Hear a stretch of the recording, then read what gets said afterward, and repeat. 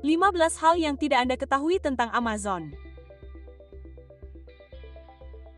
Selamat datang di alux.com, tempat para miliarder masa depan datang untuk mendapatkan inspirasi. Halo Aluxer dan selamat datang kembali di video luar biasa lainnya. Kami meliput banyak pebisnis dan wirausahawan yang sangat menarik, tetapi hanya sedikit perusahaan yang telah meninggalkan jejak di dunia digital seperti Amazon. Pengecer daring ini didirikan oleh Jeff Bezos pada tahun 1994 ketika internet masih sangat berbeda. Kehadiran daring mereka telah meluas ke komputasi awan, streaming film, e-reader, dan sejumlah besar hal baru dan unik. Tidak seorang pun dapat meramalkan hal ini pada tahun 1994, dan perusahaan tersebut benar-benar telah membuka jalan bagi perusahaan lain yang berjualan daring. Karena alux.com didedikasikan untuk menjadi sumber informasi terbaik di dunia tentang wirausahawan dan kreator paling berpengaruh di dunia, kami ingin menghadirkan video tentang raksasa daring ini. Berikut 15 hal yang tidak Anda ketahui tentang Amazon. Nomor 1, buku pertama yang terjual di Amazon dikirim dari garasi Jeff Bezos pada tahun 1995. Konsep-konsep yang cukup panjang dan mengalir serta analogi-analogi kreatif, model-model komputer dari mekanisme-mekanisme dasar pemikiran menjadi buku pertama yang dibeli di Amazon. Tidak ada gudang-gudang besar Amazon saat itu, jadi buku-buku itu dikemas dan dikirim oleh Bezos sendiri.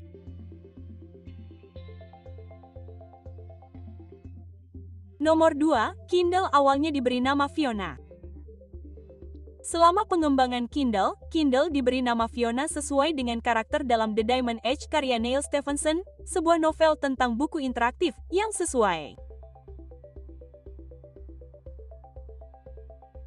Nomor 3, setiap anggota staf di Amazon menghabiskan 2 hari setiap 2 tahun untuk bekerja di Departemen Layanan Pelanggan. Bahkan CEO pun melakukannya, dan itu semua untuk membantu staf di semua tingkatan memahami proses layanan pelanggan dan jenis-jenis tuntutan yang diajukan pelanggan setiap hari. Tidak seorang pun di dewan direksi boleh kehilangan kontak. Nomor 4, rencana bisnis awal Amazon tidak memperkirakan laba apapun selama 5 tahun. Bezos menguraikan pertumbuhan yang lambat yang tidak diterima dengan baik oleh para pemegang saham yang tidak sabar. Ini terjadi selama gelembung dan para investor khawatir gelembung itu bisa meledak kapan saja. Amazon memperoleh laba pertamanya pada tahun 2001, 6 tahun setelah diluncurkan. Nomor 5, Amazon awalnya akan diberi nama Kadabra. Kadabra, versi singkat dari Abracadabra, awalnya dipilih oleh Bezos sebagai nama situs web penjualan bukunya. Ketika ia menjalankannya melalui pengacaranya, nama itu ditolak karena ia salah mendengarnya sebagai Cadaver. Bezos kemudian membeli domain baru dan mempertimbangkan untuk menamai perusahaan daring itu Relentless, tetapi teman-temannya mengatakan bahwa itu terdengar terlalu menyeramkan. Amazon.com akhirnya dibeli pada tahun 1995.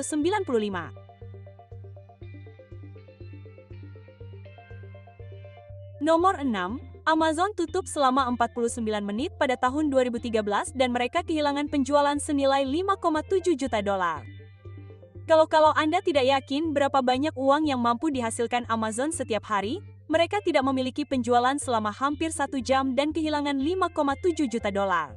War.com menghitung nilai ini setara dengan 28.643.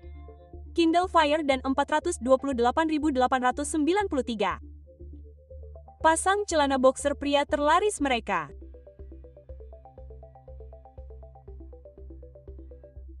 Nomor 7, presentasi PowerPoint dilarang di rapat tim Amazon. Alih-alih presentasi kering di mana orang duduk diam dan mendengarkan interpretasi orang lain tentang suatu topik, semua rapat tim dimulai dengan membaca topik tersebut selama 30 menit. Setiap orang memiliki pemikiran masing-masing dan itu mendorong pemikiran kritis. That feeling when your idea Look how cute it is! becomes your business. Find quality products from China on Alibaba.com. Connect with 200,000 plus suppliers and save with Pemikiran kritis. Nomor 8, gudang Amazon di seluruh dunia lebih besar dari 700 Madison Square Garden secara keseluruhan. Gudang Amazon yang sangat besar adalah tempat mereka menyimpan berbagai macam produk yang siap dikirim. Dan dapat dimengerti, gudang tersebut harus cukup besar. Ada gudang Amazon di 13 negara di seluruh dunia, dan staf akan berjalan rata-rata 10 mil sehari saat mereka mengambil produk. Nomor 9, di masa-masa awal perusahaan, mereka menghemat uang dengan membuat meja di luar ruangan. Staf akan mendapatkan pintu murah dan membuat meja dari pintu tersebut, termasuk Jeff Bezos. Saya rasa Anda harus menggunakan cara seperti itu jika Anda tidak berharap mendapat untung selama 5 tahun. Perusahaan masih mendorong praktik tersebut dan memberikan penghargaan pintu masuk untuk ide-ide yang benar-benar kreatif dan hemat. Nomor 10, Jeff Bezos adalah bos yang sangat keras. Perusahaan rintisan teknologi dianggap sebagai tempat yang sosial dan santai, tetapi Amazon tampaknya tidak seperti itu. Bezos menyukai suasana yang penuh permusuhan, secara teratur meneruskan keluhan pelanggan kepada stafnya dengan tanda tanya yang menyelidik, dan kemudian pernah dikutip mengatakan, "Jika saya mendengar ide itu lagi, saya harus bunuh diri." Nomor 11. Ketika Amazon hanya menjual buku, Bezos harus mencari barang tersebut setelah ada pesanan. Pendiri Amazon tidak memiliki tempat untuk menyimpan semua stoknya di masa-masa awal. Jadi, dia harus mencari di toko-toko barang bekas dan pengecer buku daring lainnya untuk menemukannya dan kemudian mengirimkannya ke pelanggan. Jauh dari prime delivery dalam waktu 60 menit. Nomor 12, Barnes dan Noble menggugat Amazon pada tahun 1997 karena mengklaim bahwa mereka adalah toko buku terbesar di dunia. Barnes dan Noble tidak senang dengan monopoli Amazon atas status toko buku terbesar di dunia mereka, tidak percaya bahwa mereka dapat menyebut diri mereka sebagai toko buku, jadi mereka menggugat Amazon dan akhirnya diselesaikan di luar pengadilan. Ironisnya, Jeff Bezos, istrinya, dan karyawan Amazon pertama mereka biasa mengadakan rapat di Barnes dan Noble setempat ketika mereka pertama kali memulai. Nomor 13. Salah satu gedung kantor Amazon di Seattle dinamai menurut nama anjing kantor mereka sebelumnya, Rufus. Rufus adalah pegawai tetap di kantor Amazon dan hewan peliharaan salah satu karyawan. Ia menghadiri rapat dengan pemiliknya, menjadi maskot perusahaan, dan dikabarkan bahwa ia harus mengetuk-ngetukkan kakinya di papan ketik ketika mereka meluncurkan produk baru sebagai jimat keberuntungan.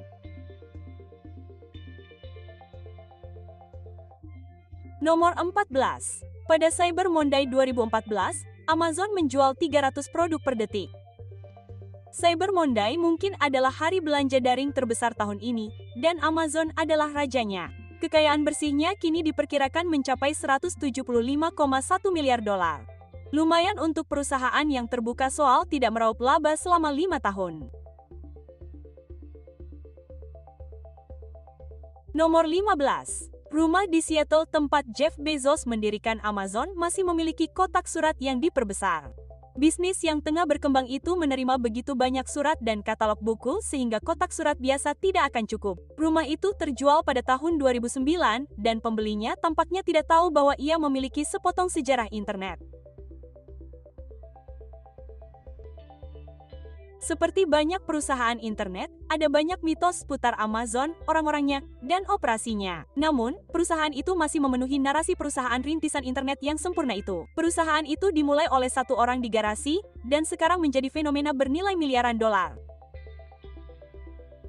Anda menggunakan Amazon, saya menggunakan Amazon, kita semua menggunakan Amazon. Perusahaan itu tentu tidak akan kemana-mana, dan perusahaan itu semakin laku terjual. Dari streaming video hingga cara baru membaca, siapa yang bisa meramalkan bahwa penjual buku daring akan menjadi salah satu situs web terpenting di dunia? Apa yang akan Anda masukkan ke dalam daftar keinginan Amazon jika uang bukan masalah? Apakah Anda seorang tradisionalis dengan daftar bacaan yang panjang atau Anda menginginkan semuanya dengan layar HD 4K?